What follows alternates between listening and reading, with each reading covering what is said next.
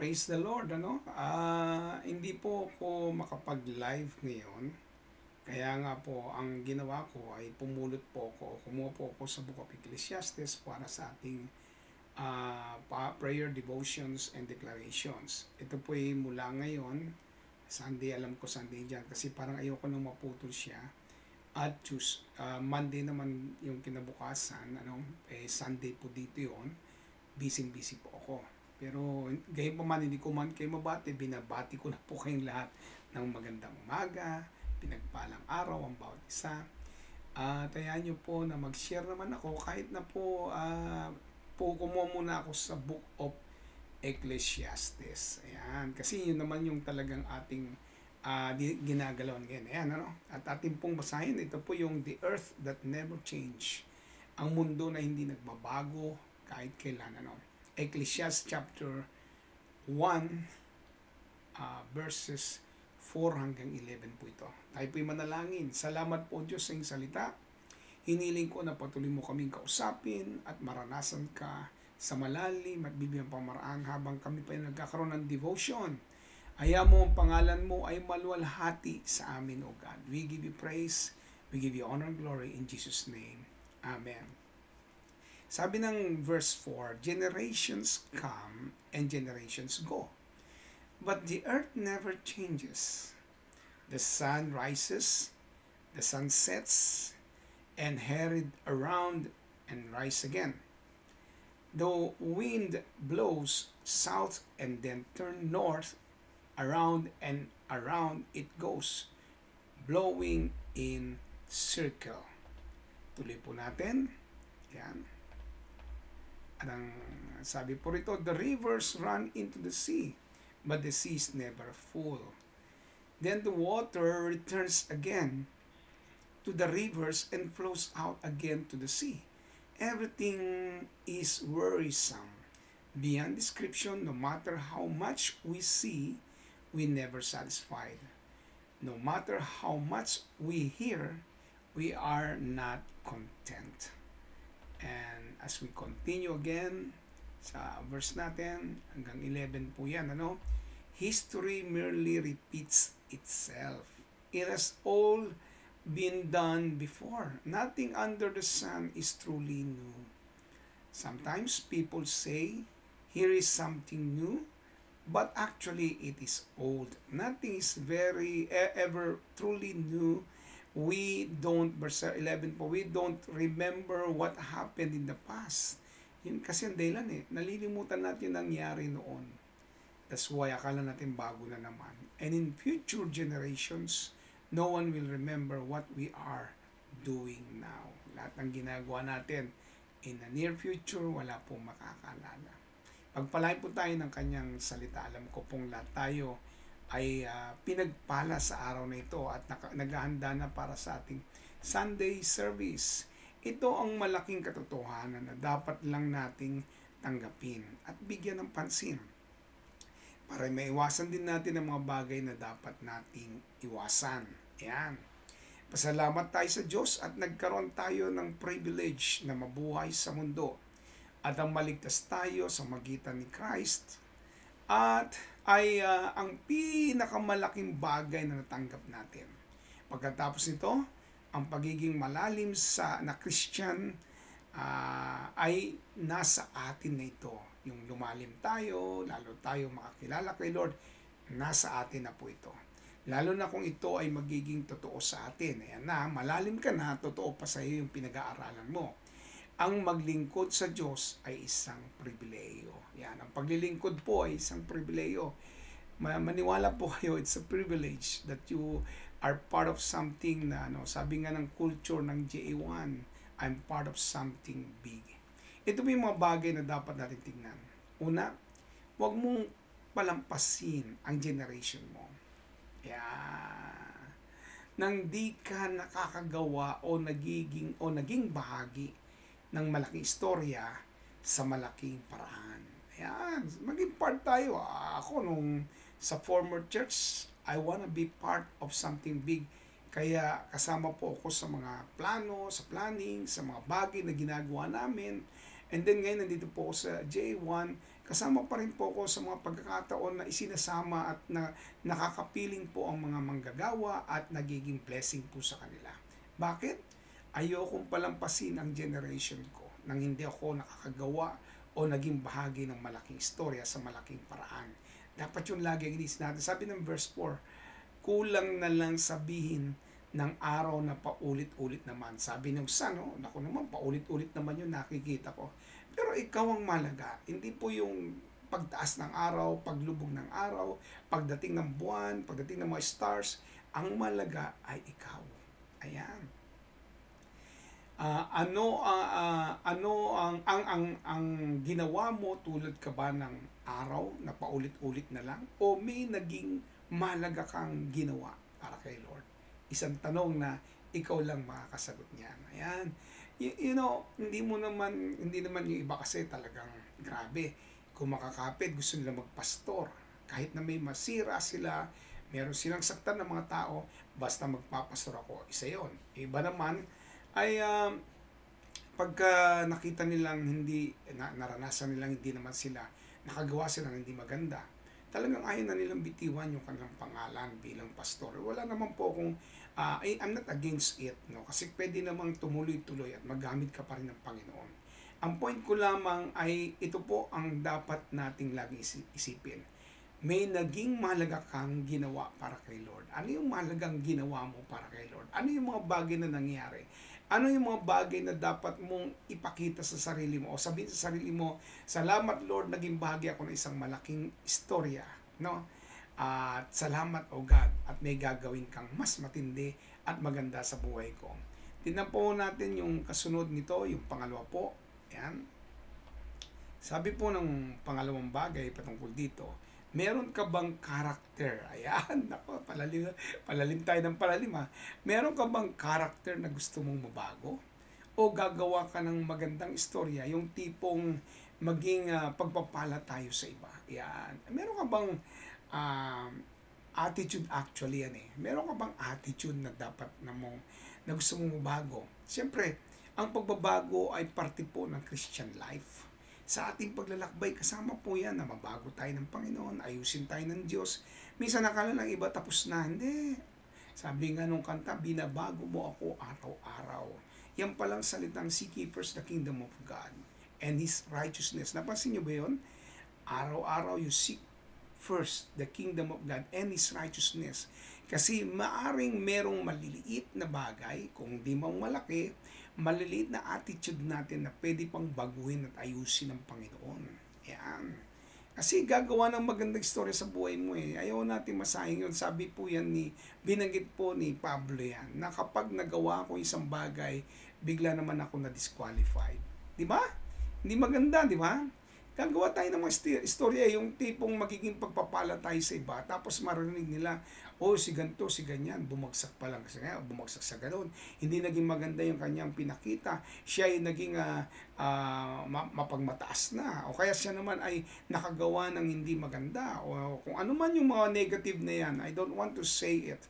But I believe with all my heart, magpabago tayo sa Panginoon. Yung mga attitude na dapat ayusin, gumanda ang ating character, ayos lang yan. Sabi ko nga sa inyo, hindi naman yung araw ang malaga, hindi yung panahon, hindi lahat yan, ikaw ang malaga. Ikaw talaga yung gusto makita ng Diyos. Gusto niyang merong nangyayaring maganda sa buhay mo. Tinan po natin yung pangatlo. Ito po yung pangatlo. Alamin mo kung saan ka magsisimula. Yan. At saan ka rin magtatapos. Kung tipong saan ka, yung tipong saan ka patutungo. Kasi pwede ngang parang isang sapa na patungo sa ilog, pagkatapos patungong dagat.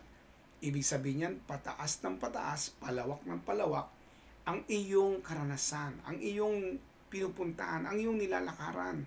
Bakit? Sinasamahan ka kasi ng Diyos. Kaya alamin mo kung saan ka dapat magsimula. Yan, Maraming isang pagkakataon tulog ka. I mean, yung spiritually hindi mo pinapansin ang sarili mo. Hindi mo alam na gagamitin ka pa ng Lord sa isang malaking bahagi ng iyong pagkatao, pagkakristyano. At biglang-bigla, nagising ka sa katotohanan na meron palang dapat kang bigyan ng pansin. ikaw pala ay itatas ng Lord. Sabi ko nga, may panahon na ganoon, hanggang sa dumating na ikaw ay nagiging pagpapala na sa malawakang paraan. Ayan. At yung kasunod po, tinan po natin, sa verse 8, ito po, meron kang dapat bantayan sa buhay mo. Walang iba kundi ang iyong mata. Yan, hindi naman yan yung kung ano yung nakikita mo eh. Sa mata, merong binigay sa verse 8 na istorya na dapat nating bigyan ng pansin. At tingnan po natin, ano po bang muna? Una, kasi pwede kang mapagod at tumigil o magpatuloy. Lahat na nakikita mo, pwede mo sabihin na, tama na, pagod na ako. Well, wag kang mapagod para kay Lord. Pag alam mong ikagaganda at magbibigay ng corona sa buhay mo, tuloy mo lang.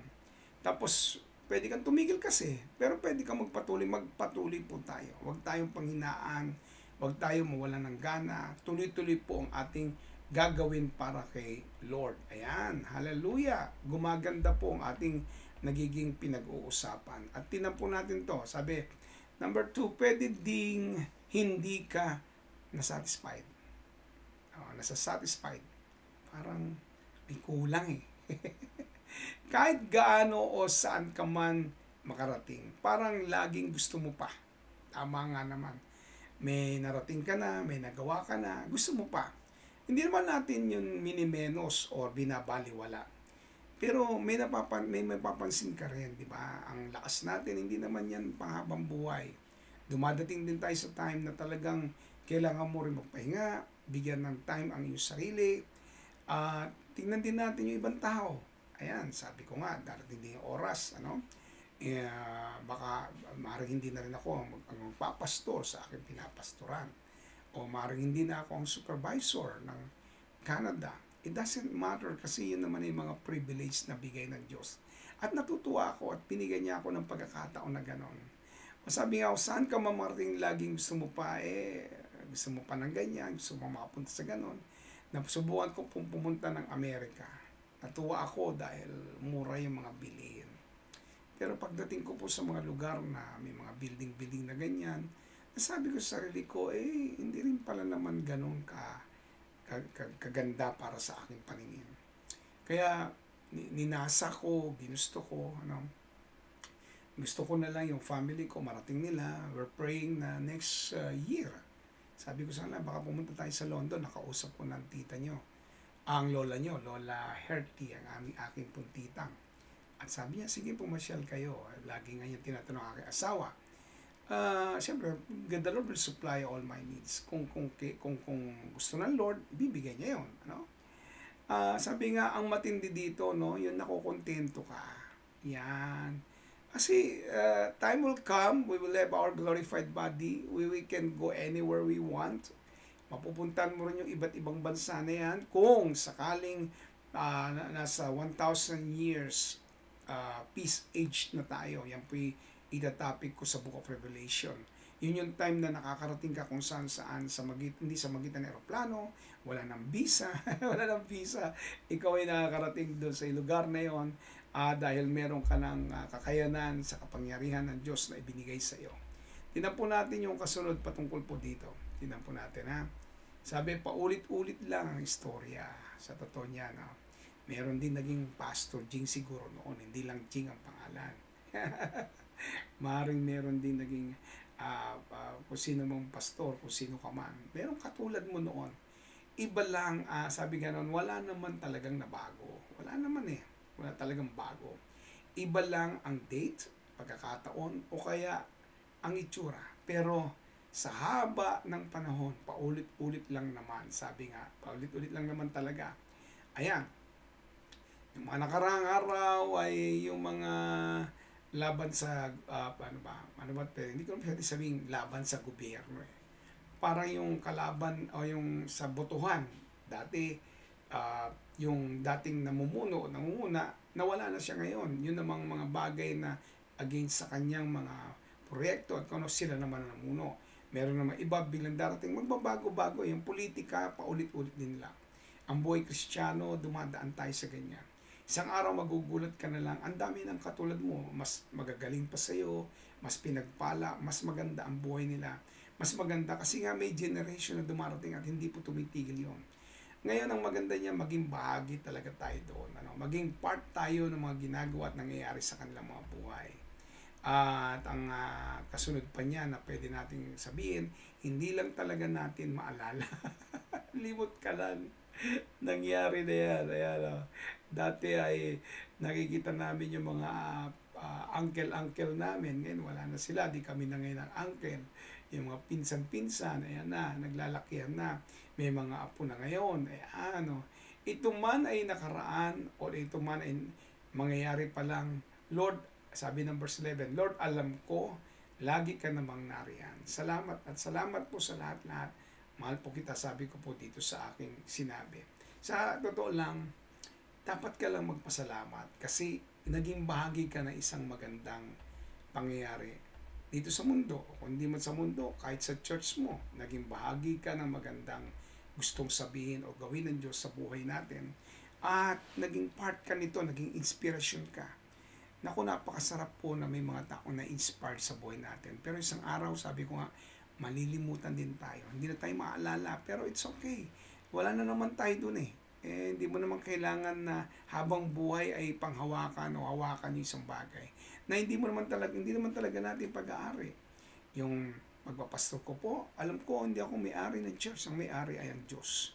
Yung pong pagsishare ko sa inyong ganito, isang araw may darating na talagang gagamitin pa ng Lord mas matindi pa sa mga nagagawa ko. Dahil tayo po ay talagang sinamahan ng Diyos, sabi, maaring walang nagbabago. Sabi, ito pong aking uling sasabihin sa inyo, maaring walang nababago sa takbo ng mundo. At paulit-ulit lang, paulit-ulit lang. Medyo kinapos ako sa ulit. Kasi tayo dapat ang nababago. Wala naman yung nano. Tayo dapat ang nababago. Tayo yung buhay natin dapat ang nababago. In order to enjoy many things, sabi nga ganon, para ma-enjoy mo lahat ng bagay, nakita mo umuulan, ay inis ka, wala kang payong. At sinasabi mo, ba't ba umuulan? Yung iba naman nag-enjoy, walang payong, naliligo sa ulan. Iba-iba lang eh. Baguhin. Pasalamat tayo, marami nangangailangan ng tubig, di ba? Salamat tayo.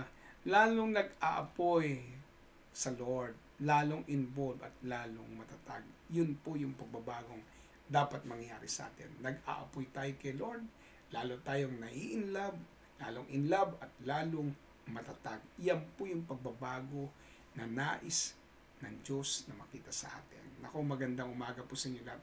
Pagpalain po tayo ng ating Panginoon. God bless you po. Amen and amen. At pero, magpipray po tayo. No? Pagpray ko po muna kayo. God, I thank you for this morning, for the joy, for the strength that you've given to each one of us. Napakabuti mong Diyos, napakamakapangyarihan mong Diyos. Salamat Panginoon ngayong umaga, pinagpapala mo kami, sinasamahan mo kami, nararanasan ka namin, at nakikita namin yung mga plano mo, gagawin mo sa buhay namin. I release, Lord, more blessing upon each one of us. Pag-attend nila ng Sunday service, bless na bless sila, Panginoon. Gagamitin mo ang mga tagapagturo, ang awitin, ang lahat ng part ng Sunday service na aming dadaluhan, Lord. Puspos kami, pagpapalain kami. Lahat ng mensahe ay magiging tagos sa puso namin, Panginoon. Baguhin mo kami araw-araw. I release God's favor. I release God's blessings. I release God's comfort. I release God's promotion upon each one of us, Lord. Continue to bless us as we give you praises, honor, and glory in Jesus' name. Amen and amen. Hallelujah.